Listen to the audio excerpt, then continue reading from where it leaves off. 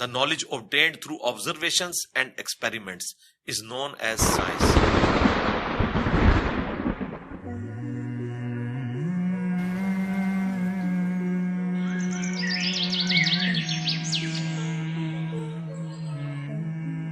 تو قرآن بھی تو یہ کہہ رہا ہے افلا ينظرون الى الابل كيف خلقت.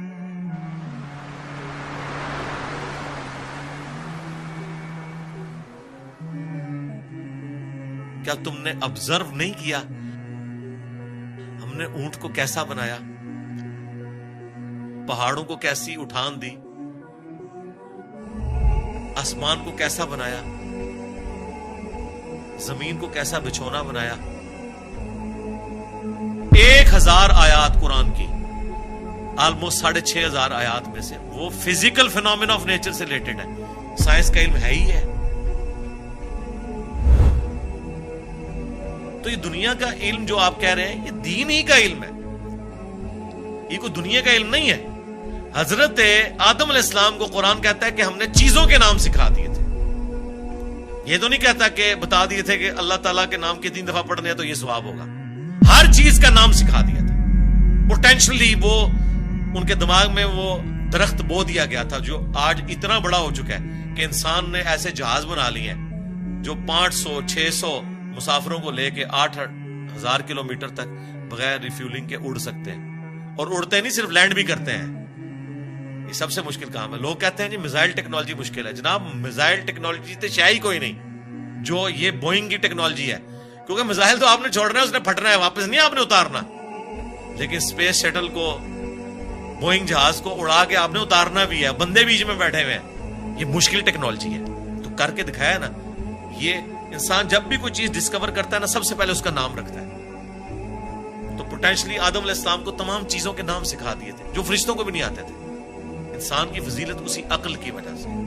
تو یہ کوئی دنیا کا علم نہیں ہے، یہ اللہ تعالی کا فعل ہے. یہ کائنات ہے کہ نہیں؟ قرآن اللہ کا کلام ہے اور کائنات اللہ کا فعل ہے. اللہ نے بنائی ہے نا، کریٹر نے. اللہ کے فعل کا علم حاصل کرنا یہ دنیا داری کیسے ہو گئی؟ یہ دنیا داری اس صورت میں ہوگی جب اس کے بعد آپ خدا کو نہ پہچانے.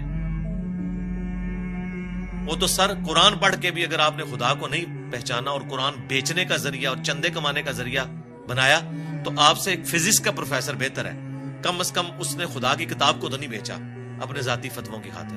یہ تو بعد کے اعمال بتاتے ہیں کہ آپ اس میں سے نکال رہے ہیں. تو آج سائنس کی برکت سے میرے خیال ہے خدا کا تعارف جتنا ہمیں ہوا ہے ہمارے اسلاف کو نہیں تھا. اور آج جس بہترین انداز میں ہم کریٹر کا تعارف ایک انسان کے سامنے رکھ سکتے ہیں، آج سے پہلے تصور بھی نہیں تھا کہ ایسا بھی ہو سکتا ہے. Structure of D N A, genes کی اسٹرکچر، سرکار عقل دنگ رہ جاتی ہے. سائنٹسٹ کہتے ہیں کہ ایک چائے کے چمچ میں اتنے جینز آتے ہیں اور ان کے اندر اتنا ڈیٹا کوڈ ہو سکتا ہے جتنی انسانی تاریخ میں آج تک کتابیں دنیا کی لائبریریز میں پڑھی ہوئی. یہ کس نے رکھا ہے؟ ایک بیج کے اندر اتنا ڈیٹا رکھ دیا کہ 6 ارب گنا بڑا درخت بنتا ہے اور سال ہر سال پھل دیتا رہتا ہے. سب کچھ اس بیج میں سے نکلا ہوا ہے. دنیا کی کوئی ہارڈ ڈسک اس کو سٹور نہیں کر سکتی. آج سے پہلے یہ تفصیلات ہمیں نہیں پتا تھی نا. ایک اجمالن پتا تھا کہ انڈے میں سے چوزا نکل آتا ہے. سرکار یہ وہ ڈیٹیلز جو اب سائنس ہمیں بتا رہی ہے، آج سے پہلے کسی کو، یعنی ایمبریولوجی کی فیلڈ اور الیکٹرانک مائکروسکوپ جو 1980 میں آ کے آلموسٹ فائنل ہوئی ہے، اس سے پہلے کسی کو پتا تھا کہ ماں کے پیٹ میں بچے کی ڈیولپمنٹ کیسے ہوتی ہے؟ کیا صحابہ کرام نے یہ دیکھا ہوا تھا؟ ان کا تو ایمان بالغیب تھا. ہم تو پریشان ہو جاتے ہیں کہ یار لوگ تو کہہ رہے ہیں جادو دیکھنا ہے تو یہ دیکھو. کبھی نیشنل جغرافک یا ڈسکوری چینل کے اوپر جب وہ فاسٹ کر کے موویز چلاتے ہیں کہ ایک بیج پھوٹتا ہے، اس میں سے کومپل نکلتی ہے، پھر بنتے بنتے درخت بن جاتا ہے یا پھول، وہ جادو ہو رہا ہوتا ہے. انڈے میں سے چوزا نکلنا جائے. اصل جادو یہ ہو رہے ہیں جو عقل دنگ ہے. لیکن ہم ان معجزات کے عادی ہو چکے ہیں. تو آج خدا کا تعارف میرا خیال ہے سائنس کی برکت سے الحمدللہ بہتر طریقے سے ہم اپنی ینگ جنریشن کو خدا کا تعارف کروا سکتے ہیں. اور اس سے بڑھ کر سائنس کی برکت سے آج دین اتنا آسان ہے کہ اگر کاتب کے لکھنے پہ قرآن ہوتا، آج دنیا کے ہر مسلمان کے پاس قرآن نہ ہوتا اگر پرنٹنگ پریس نہ ہوتا. یہ بخاری مسلم یہاں نہ پڑھی ہوئی ہوتی.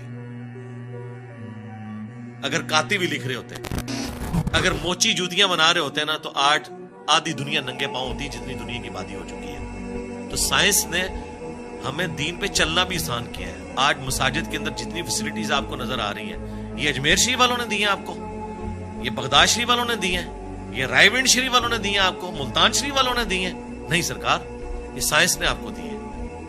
تو ہمیں تو سائنس کو گلے سے لگانا چاہیے تھا کہ اس نے ریلیجن پہ چلنا سا. یہ جو میں اور آپ بیٹھ کے بات کر رہے ہیں، آپ 1 روپیہ بھی خرچ نہیں کریں گے اور دنیا کے سارے بڑے اعظموں میں آپ کی ویڈیو پہنچ جائے گی. اگر آپ کو کوئی ٹی وی چینل انٹرنیشنل خریدنا پڑ جائے، آپ کی نسلیں بھی پیسہ جوڑے تو نہیں خرید سکتی. یوٹیوب نے آپ کو فری دے دیا، الٹا آپ کو مونیٹائزیشن کے وہ پیسے بھی دیتا ہے اپلوڈ کرنے کے. سرکار، یہ سائنس کی برکت سے سب کچھ ہوا ہے. تو احسان فراموش نہ بنے، سائنس نے آپ کو بہت کچھ دیا.